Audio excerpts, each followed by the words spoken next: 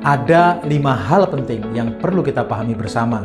Yang pertama, bahwa fasilitas PPh final UMKM sebesar 0,5% tetap ada dan tidak dihapus. Batas omset yang dapat memanfaatkan fasilitas ini juga tetap sampai dengan 4,8 miliar rupiah setahun. Selain itu, ketentuan bahwa omset sampai dengan 500 juta per tahun tidak dikenai pajak penghasilan juga tetap berlaku. Jadi, komitmen pemerintah untuk memberikan kemudahan bagi UMKM tetap dipertahankan. Yang kedua, pemerintah tetap memberikan kemudahan administrasi bagi UMKM.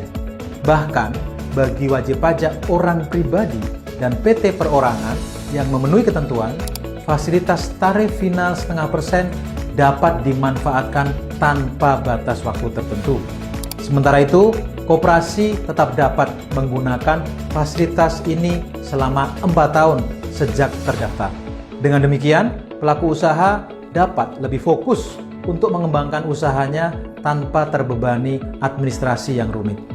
Ketiga, kebijakan ini dirancang agar fasilitas perpajakan benar-benar diterima oleh mereka yang memang membutuhkan.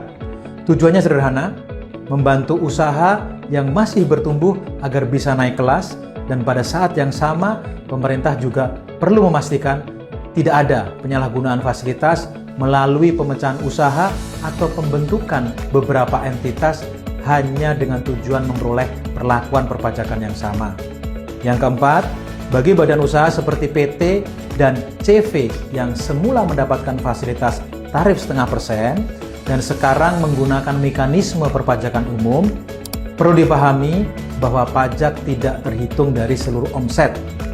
Dalam mekanisme ini, pajak dihitung berdasarkan laba atau penghasilan neto, yaitu setelah memperhitungkan biaya-biaya yang diperkenankan sesuai dengan ketentuan perpajakan. Karena itu, beralih ke mekanisme umum tidak otomatis berarti beban pajak menjadi lebih besar. Kelima, PP nomor 20 tahun 2026 ini hadir untuk menjaga keseimbangan. Di satu sisi, pemerintah tetap memberikan dukungan dan kemudahan bagi UMKM yang membutuhkan. Di sisi lain, pemerintah juga menjaga supaya sistem perpajakan berjalan lebih adil, lebih sehat, dan berkelanjutan. Karena itu, implementasi kebijakan ini akan disertai dengan masa transisi, edukasi dan pendampingan supaya semua pelaku UMKM bisa menyesuaikan diri dengan baik.